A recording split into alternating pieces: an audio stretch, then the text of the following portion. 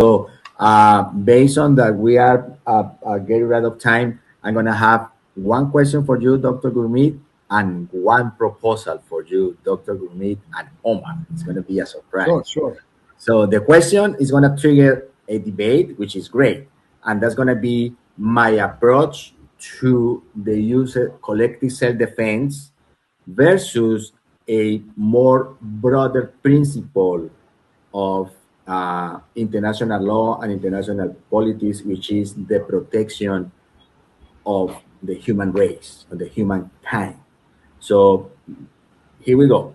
So if you put or you have in front of you the scale of justice, you have, two sides, correct?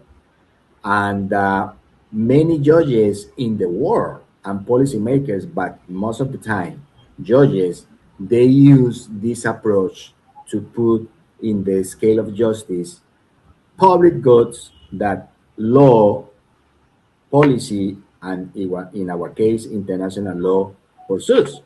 So one public good can conflict with other public good.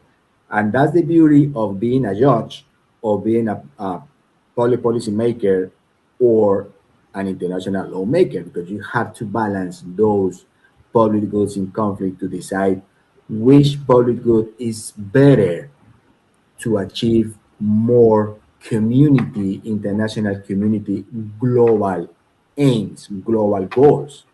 And that's going to be my approach.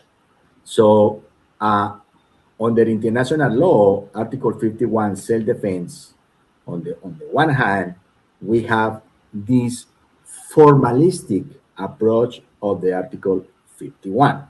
So there are certain conditions that has to be met in order to trigger the self-defense right, in order to use force against another state. So if you see and you read Article 51 as you read it, for us, Dr. Gurmeet, has to be an armed attack that already take place from a state to another state, and that's pretty much one of the main conditions for the right of self-defense to operate. That's that's one public good. International law, Article 51 of the UN Charter, is pursuing the legality of the use of force to protect uh, the principle of peace and friendly relations between states. That's one public good.